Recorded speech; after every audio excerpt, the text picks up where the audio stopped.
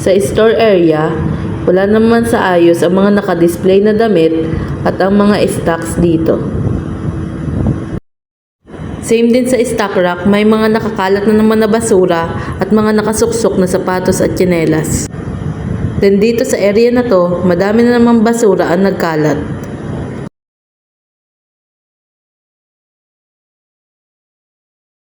Next, stairs area, madumi at may mga nakakalat na basura dito.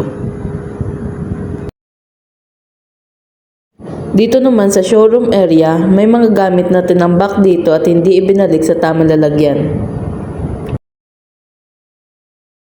Sa second floor, bags area and cups area, hindi na naman maayos ang pagkakasalansan nito.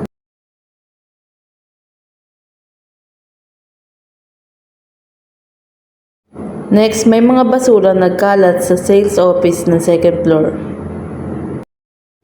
Then under ng ballpen area, walang maayos na lalagyan ang acrylic keychains. Madumi din at madami nagkalat ng basura sa pressing and packing area.